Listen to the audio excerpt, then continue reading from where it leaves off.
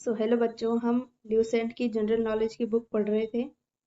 तो हमने इसमें ऋग वैदिक पीरियड में ज्योग्राफिकल एरिया और पॉलिटी का जो सेक्शन है उसको कंप्लीट कर लिया था।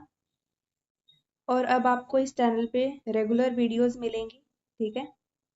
तो आज हम सोसाइटी देखेंगे कि जो ऋग वैदिक पीरियड था उस टाइम पे सोसाइटी कैसी थी, ठीक है। तो फर्स्ट पॉइंट है इसमें, द ऋग वैदिक सोसाइटी कंप्राइज्ड 4 वर्णास, नेमली ब्राह्मण, क्षत्रिय, वैश्य एंड शूद्र। तो पहला क्या है, वर्ण यानी कि कास्ट, ठीक है। ब्राह्मण, देन क्षत्रिय,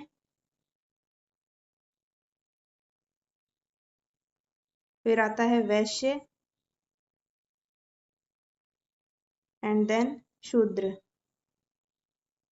मैंने आपको कुछ लास्ट क्लास में बताया था कि जो ब्राह्मण है वो विष्णु जी के मुख से होते हैं, क्षत्रिय भुजाओं से, और जो वैश्य हैं थाई से होते हैं ये, और शूद्र पैर से, ठीक है। This classification of society was based on the professions और ऑक्यूपेशंस ऑफ द इंडिविजुअल। जैसे जो लोग काम करते थे उसी के अकॉर्डिंग ये कास्ट बनाई गई थी सोसाइटी में, ठीक है। जैसे ब्राह्मण है, ब्राह्मण कौन होंगे, जो पूजा पाठ करेंगे। क्षत्रिय वो होंगे जो मतलब युद्ध में भाग लेंगे, है ना, योद्धाएं जो होते हैं, योद्धा होते हैं क्षत्रिय। वैश्य यानी कि जो दुकान रखते हैं, अपनी व्यापार करते हैं, वो आते हैं वैश्य में। और शूद्र में कौन आएंगे, जो लेबर्स थे, ठीक है, वो आएंगे शूद्र में। नेक्स्ट पॉइंट है, the teachers and priests were for Brahmin. जैसे मैंने आपको भी बताया, ठीक है, टीचर्स और जो साधु होते हैं वो ब्राह्मण में आएंगे। रूलर्स एंड एडमिनिस्ट्रेटर्स ये सब आते हैं क्षत्रिय में।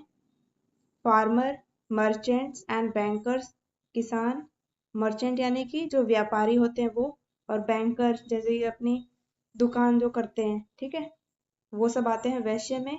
और जो लेबरर्स हैं ये सब शूद्र में आते हैं। These vocations were followed by persons according to their ability and liking, and the occupations had not become hereditary as they became later on. अब देखो, एक वर्ड होता है वेकेशन, ठीक है, उसका मतलब क्या होता है कि छुट्टियां, और यहाँ पर क्या लिखा है, वोकेशन, तो इसमें डिफरेंस होता है, ठीक है। अब देखिए, दो वर्ड्स होते हैं, मैंने आपको भी बताया है। जैसे एक होता है वेकेशन, ठीक है, जिसमें यहाँ पर ए आता है, और दूसरा होता है वोकेशन। ये वाली वेकेशन वो है जो आप मतलब समर वेकेशन मिलती है आपको, है ना, स्कूल्स में समर वेकेशंस, विंटर वेकेशंस, वो है। अगर यहाँ पर ओ आ जाता है ए की जगह, तो इसका मतलब क्या होता है, इसका मतलब है करियर।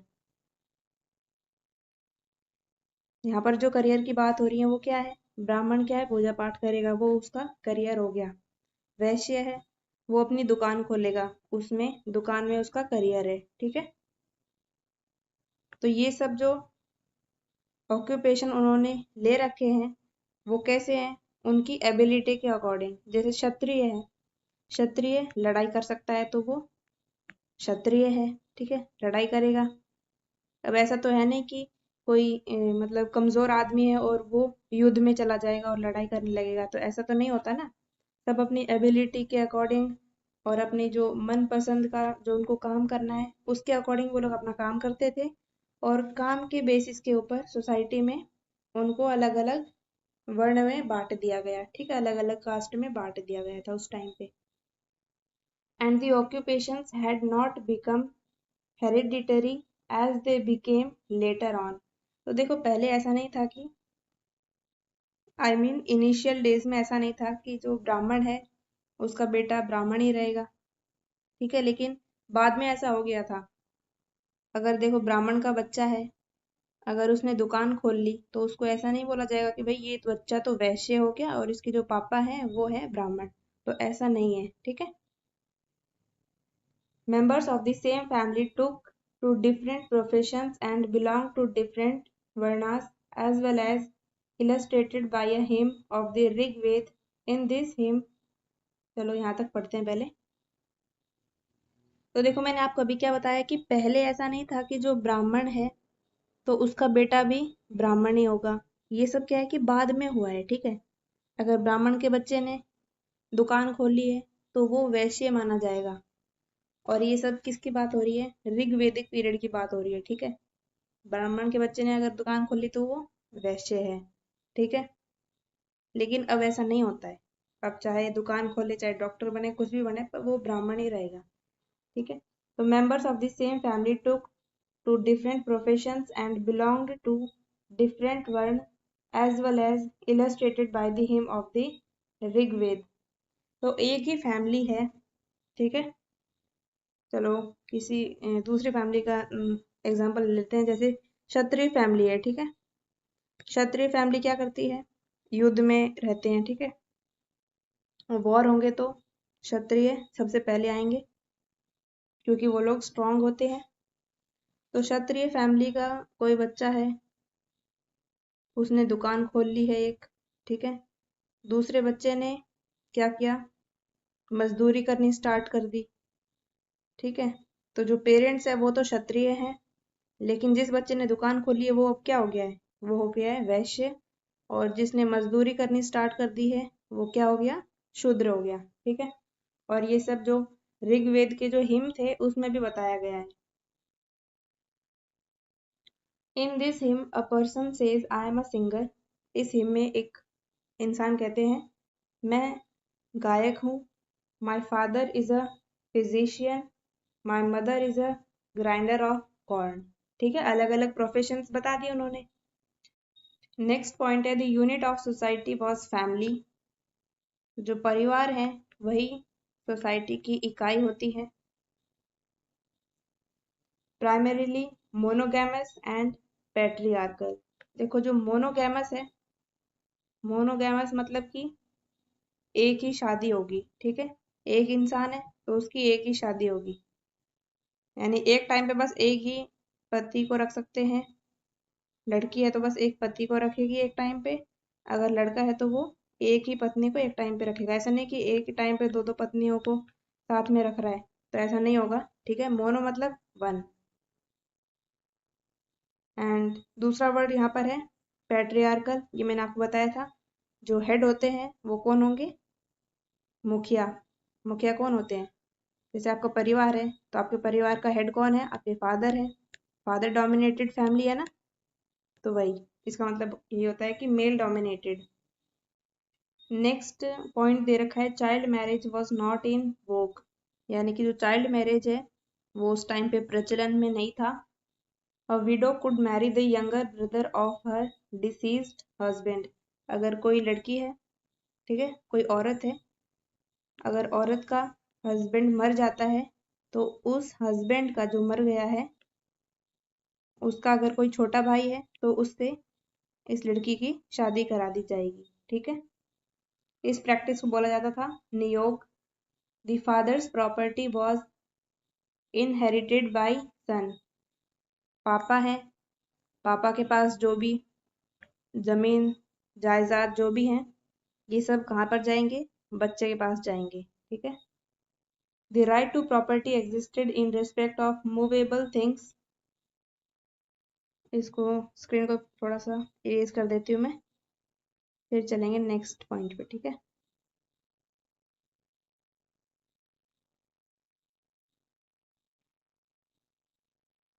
अब देखिए ये है फादर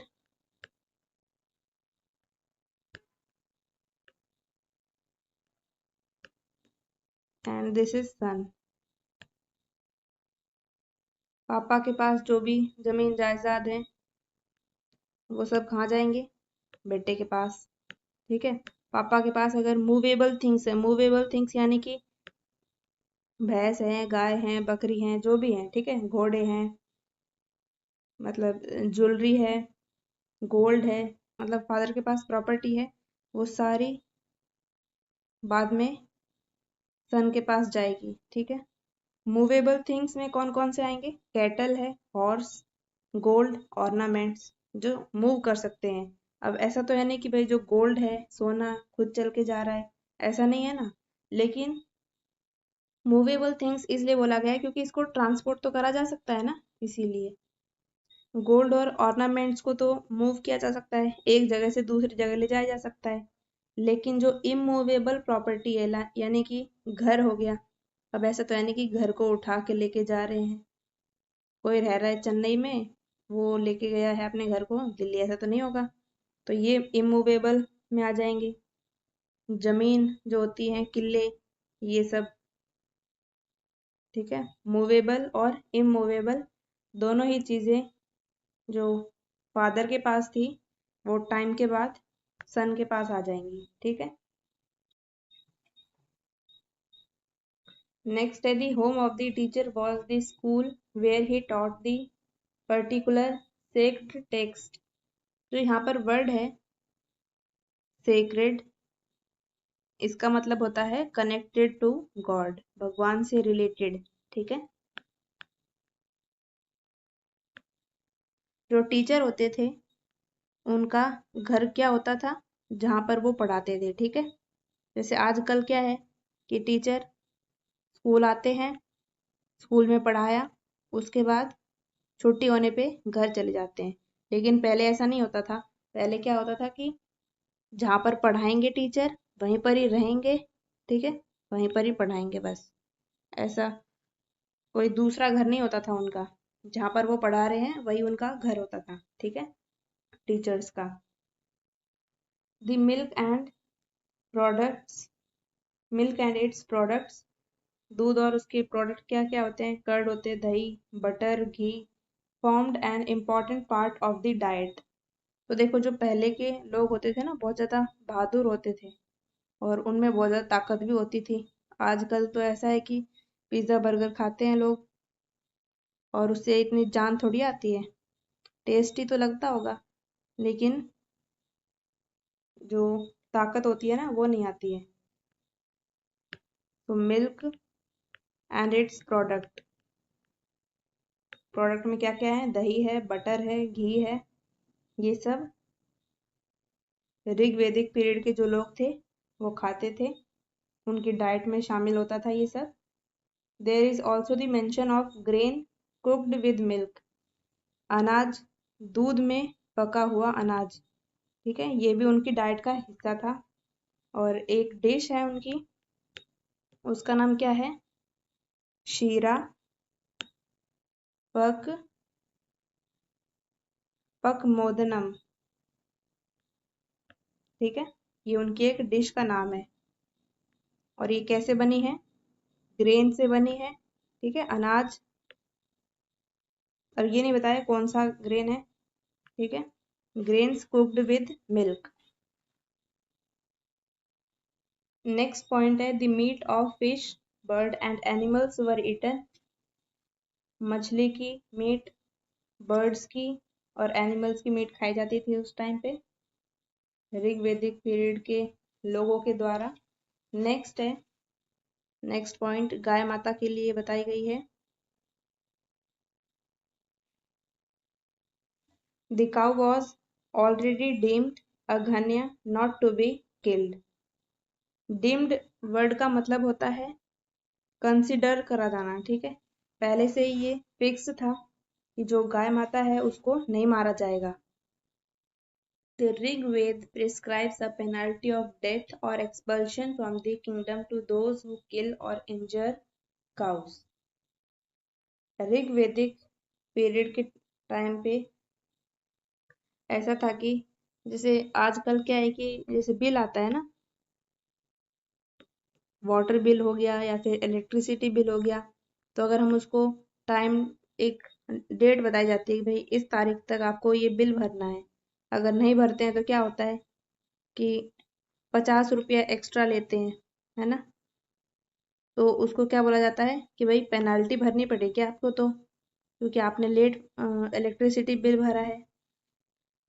ठीक है, तो वैसे ही ऋग्वैदिक पीरियड के टाइम पे अगर किसी ने काऊ को मार दिया तो उसको पेनाल्टी मतलब उसको भुगतान करना पड़ेगा। और वो भुगतान कैसे होता था, या तो उसको मृत्यु दंड दिया जाएगा, या फिर उसको जो किंगडम होता है, ठीक है, पूरे राज्य से बाहर निकाल दिया जाएगा कि भाई आप यहाँ के अब नहीं रहे, निकलो यहाँ से। नेक्स्ट है अल्कोहलिक ड्रिंक्स। अल्कोहलिक ड्रिंक क्या क्या थी उस टाइम पे? सूरा and Soma were also consumed. जैसे आजकल तो आपको पता ही है बियर रम होते हैं, तो उस टाइम पे क्या थे? सूरा and Soma. Aryans were primarily agricultural and pastoral people who reckoned their wealth in terms of cows। जो आर्यंस थे वो मतलब खेती बाड़ी करते थे, ठीक है। और जो पेस्टोरल पीपल है, पेस्टोरल पीपल कौन? पेस्टोरल का मतलब होता है जो शीप और कैटल्स को पालते हैं ना, उनको कहा जाता है पेस्टोरल, ठीक है। तो देखिए ऐसे है कि आजकल क्या है कि जिनके पास ज्यादा रुपया है उसको बोला जाता है कि भाई ये तो बहुत ज्यादा अमीर है ना। जिसके पास बड़ा सारा घर है उसको देखते ऐसे बोलेंगे भाई देखो कितना अमीर है ये तो, है ना। ऐसे होता है आजकल तो पहले टाइम में क्या होता था कि जिसके पास ज्यादा गाय हैं, जैसे किसी के पास 100 गाय हैं, 100 गाय हैं, ठीक है, तो उसको बोला जाता था भाई ये तो बहुत ज्यादा अमीर है। अगर किसी के पास 5 गाय है तो उसको क्या बोलते हैं? भाई ये तो गरीब आदमी है। तो उस टाइम पे गाय की संख्या देख के अमीरी और गरीबी को डिफाइन करा जाता था। नेक्स्ट पॉइंट देखते हैं अब। Amusements included music, dancing, chariot racing and dicing. Amusement यानी कि मनोरंजन। मनोरंजन के लिए क्या करते थे पहले के आदमी? म्यूजिक यानी कि संगीत सुनते थे, डांस करते थे और घोड़े की सवारी करते थे, और डाइसिंग यानी कि पासा खेलते थे। One stanza in the Rigved, known as the Gambler's Lament, says, "My wife rejects me and her mother hates me." ये एक स्टैंजा गिवन है। तो ये सब बातें हो गई हैं सोसाइटी की। ये जो ऋग्वेदिक पीरियड था उस टाइम पे सोसाइटी कैसी थी। अब हम पढ़ेंगे रिलीजन के बारे में, ठीक है। During the Rigvedic time, the gods worshipped were generally the personified powers of nature। जो प्रकृति है उनकी जो पावर है उनकी ही पूजा की जाती थी, ठीक है, पहले के टाइम पे। जैसे अग्नि देवता, ठीक है, सूर्य देव, चंद्र देव, इन सब की पूजा की जाती थी। It was believed that divine powers were capable of conferring both boons and punishment on men। तो पहले ये बिलीव किया जाता था कि अगर कोई अच्छा काम कर रहा है तो उसको प्रकृति जो डिवाइन पावर्स है वो उनको अच्छा फल देंगी। अगर किसी ने बुरे कर्म करे हैं तो उनको पनिशमेंट में मिलेगी। वही कर्मा वाली बातें हैं, जैसा आप कर्म करोगे वैसा ही आपको फल मिलेगा, ठीक है। आज भी है कर्मा, आगे भी रहेगा, हमेशा रहेगा, ठीक है। The fire was sacred as it was regarded to be the intermediary between man and God।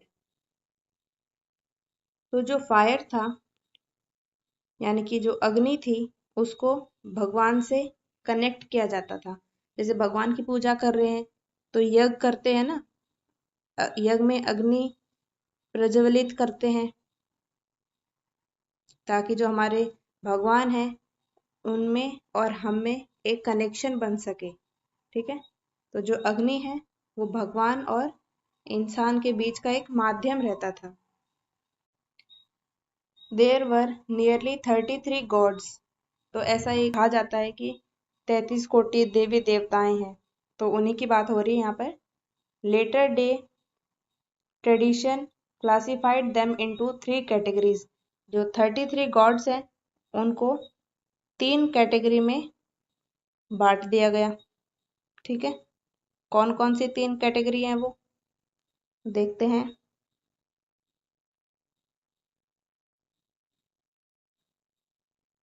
पहला है टेरेस्ट्रियल,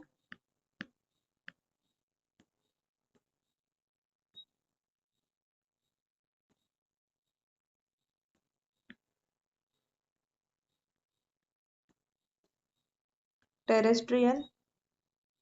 दूसरा है एरियल,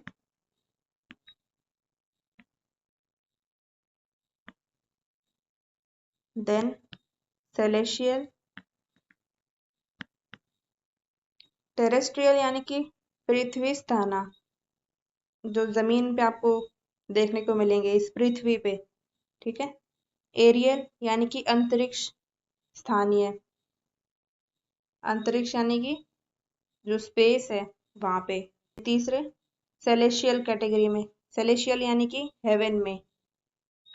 तो जो टेरेस्ट्रियल हैं इनमें आते हैं पृथ्वी, अग्नि, सोम, बृहस्पति एंड रिवर्स। एरियल में कौन कौन से आएंगे? इंद्र, रुद्र, वायु, वत एंड पर्जन्य। और जो सेलेशियल है यानी कि हेवन में, दायूस, सूर्य। अब देखो सूर्य जो है वो 5 फॉर्म्स में होंगे। वो 5 फॉर्म कौन कौन से हैं? सूर्य, सावित्री, मित्रा, पुष्ण एंड विष्णु। ठीक है, ये तो सूर्य का फॉर्म हो गया है। वैसे कौन कौन है ये? वरुणा, आदिति, उषा एंड अश्विन। ठीक है, फिर से एक बार रिपीट करती हूँ मैं। सेलेशियल में आएंगे दायूस, सूर्य, वरुणा, अदिति, उषा एंड अश्विन। और सूर्य के 5 फॉर्म्स है, कौन कौन से हैं वो? सूर्य, सावित्री, मित्रा, पुष्ण एंड विष्णु। ओके, अब इनके बारे में अलग अलग थोड़ा सा बताया गया है। सो इंद्रा, अग्नि एंड वरुणा। इंद्रदेव, अग्निदेव एंड वरुण देव, ये जो 3 देव हैं ये popular deities of Rigvedic Aryans में कंसिडर होते हैं। इंद्र और पुरंदर यानी destroyer of fort, the most important God. अब देखो इंद्रदेव को क्या कहा जाता है? देवों का राजा बोला जाता है ना इंद्र भगवान को। तो ये इम्पॉर्टेंट गॉड थे। 250 यानी 250 ऋग्वेदिक जो हिम है वो डिवोट किसको करते हैं? इंद्रदेव को करते हैं। Who played the role of war lord and was considered to be the rain god. जब बारिश नहीं होती है किसी जगह पे तो क्या बोलते हैं कि हे इंद्र भगवान थोड़ी सी वर्षा कर दो, है ना, बारिश आ जाएगी। तो इंद्रदेव की पूजा की जाती है ताकि बारिश आ जाए। अब इनको वार लॉर्ड क्यों बोला गया? जैसे कोई भी ऋषि मुनि होते थे वो पूजा करते रहते थे, मतलब तपस्या करते रहते थे पहाड़ों में, जंगल में, कहीं भी अलग अलग जगह पे। तो इंद्रदेव क्या बोलते थे? हे अप्सरा जाइए और इस महर्षि की जो तपस्या है उसको भंग कर दो जाके, ऐसे कहते थे इंद्रदेव। तो वो अप्सरा चली जाती थी और महर्षि की जो तपस्या थी उसको भंग कर देती थी। तो जो ये साधु रहते थे महर्षि, ये इस अप्सरा को श्राप दे देते थे। ठीक है, और काफी बार ऐसा भी होता था कि कोई बड़ा युद्ध होने लग जाता था किसी भी श्राप के कारण। तो जो ये सब युद्ध हुए हैं, ठीक है, इस अप्सरा को श्राप मिला तो युद्ध हुआ। तो इस युद्ध का जो मेन कैरेक्टर है, किसकी वजह से हुआ है ये युद्ध? इंद्रदेव की वजह से हुए हैं। तो इनको कहा जाता है वॉर लॉर्ड। इनकी वजह से वॉर होते थे। ठीक है, नेक्स्ट है अग्नि, the second most important God. अब देखो अग्नि, अग्नि कैसे लिखा गया है, किस टाइप का जी है ये?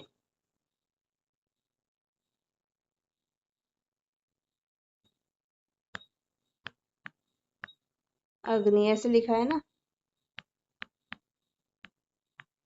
अब देखो ये एक गोला, ये नीचे भी दूसरा गोला। तो यहाँ से आपको ध्यान रहेगा कि इसमें जो 200 हिम होते हैं ऋग्वेद के, वो डिवोट किसको करते हैं? अग्निदेव को करते हैं। Fire god was considered to be intermediary between the gods and the people. वही मैंने आपको पहले बताया था कि जो अग्नि देवता है वो इंसान और भगवान के बीच में एक माध्यम रहते हैं, जिससे इंसान की पूजा भगवान स्वीकार करते हैं। Next is Varuna, personified water, जल देवता।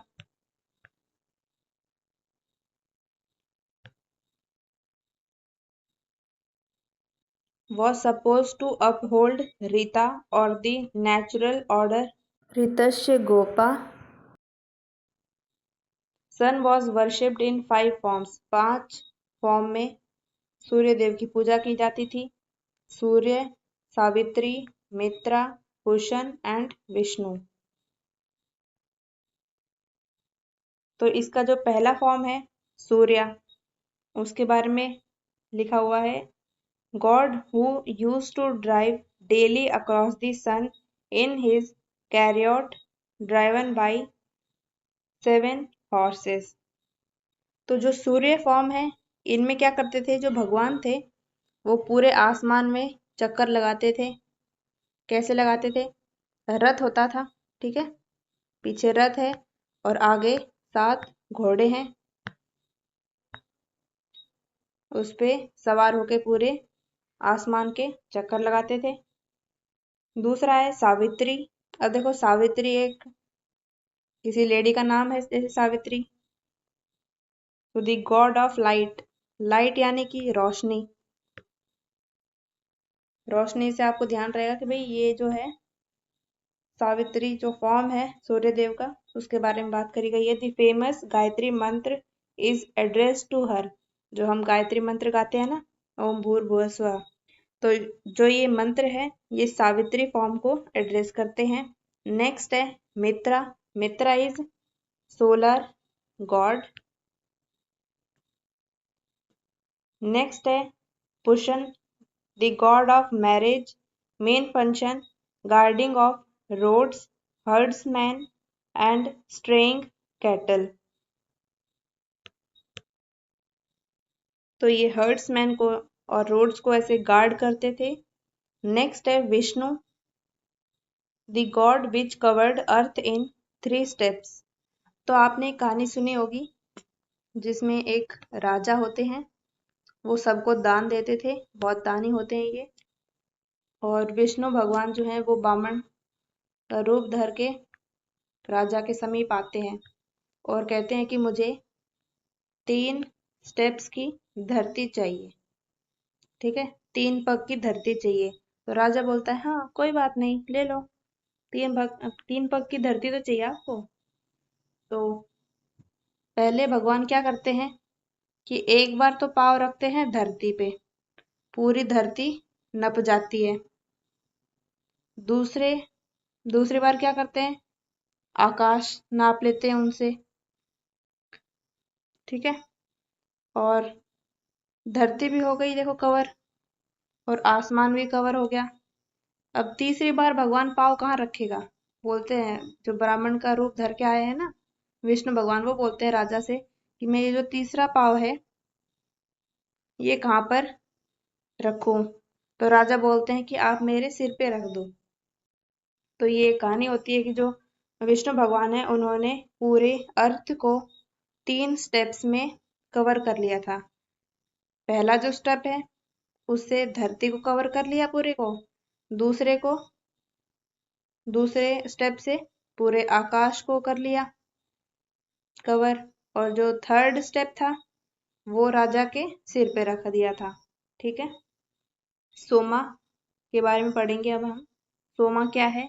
ऋग्वेदिक पीरियड के टाइम की अल्कोहलिक ड्रिंक है, और दूसरी ड्रिंक का नाम क्या था? सूरा, ठीक है। तो सोमा की बात करी गई है यहाँ पर। Soma originally a plant producing a potent drink plant से ही मिलती थी Soma. During courses of Agnishtoma sacrifice, Agnishtoma sacrifice यानी कि अग्निशतोमा बलिदान के टाइम पे प्लांट्स प्रोड्यूस करते थे इस ड्रिंक को। कुड बी अ हेम्प और भांग, ये भांग भी हो सकती है। Called the king of plants, identified later with the moon, the ninth mandal of Rigved, which contains 114 hymns। जो नाइन्थ मंडल है ऋग्वेद का, उसमें 114 हिम्स हैं जो कि एट्रीब्यूटेड हैं इससे, सोमा से, सोमा ड्रिंक से, इसलिए इसको कहा जाता है सोमा मंडल। ठीक है, जो नाइन्थ मंडल है उसका दूसरा नाम क्या है? सोमा मंडल। ठीक है, ये ध्यान रखना, नाइन्थ मंडल सोम मंडल है। Other gods and goddess, Rudra the god of animal, Dyaus the oldest god and the father of world, Yam the god of death, the Ashwin Nasatya the god of health, youth and immortality। अब देखो अश्विन, आपने एक word भी सुना होगा ना, अश्वगंधा।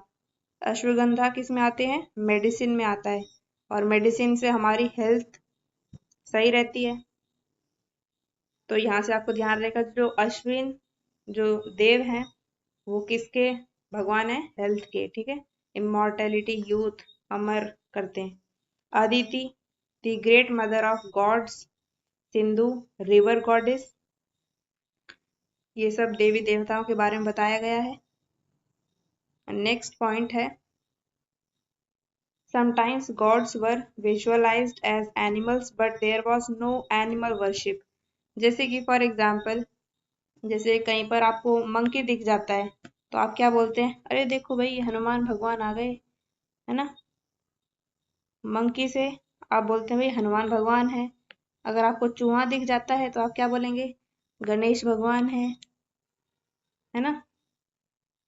तो जो भगवान है उसको विजुअलाइज किया जाता है एज एनिमल, लेकिन ऐसा तो नहीं होता कि हम चूहे की अलग से पूजा कर रहे हैं, बंदर की अलग से पूजा कर रहे हैं, ऐसा तो नहीं होता है ना।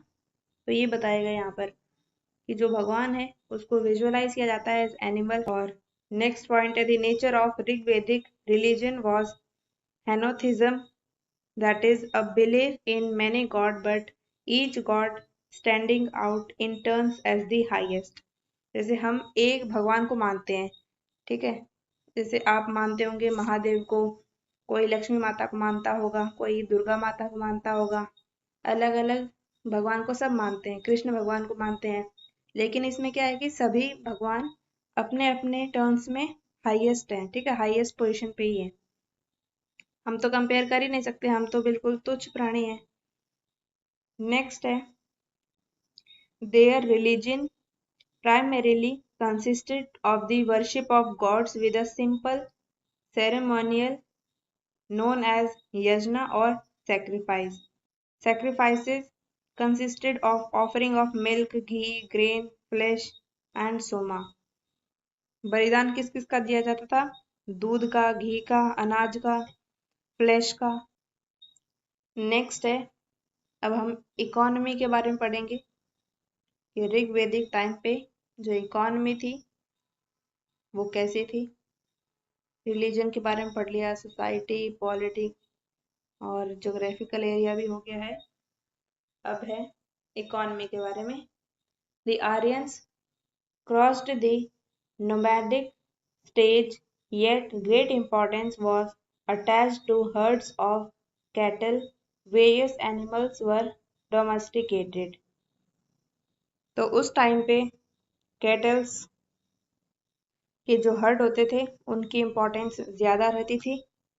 और जो हर्ड होता है, हर्ड का मतलब क्या है? Group of animals.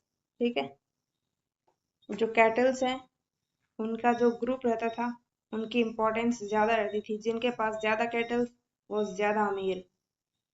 ठीक है, कैटल्स के अलावा भी अलग अलग एनिमल्स को पाला जाता था, पालतू बनाया जाता था। The Vedic people were probably not familiar with cat and camel. जो ऋग वैदिक पीपल थे वो बिल्ली और कैमल यानी कि ऊंट से वाकिफ नहीं थे।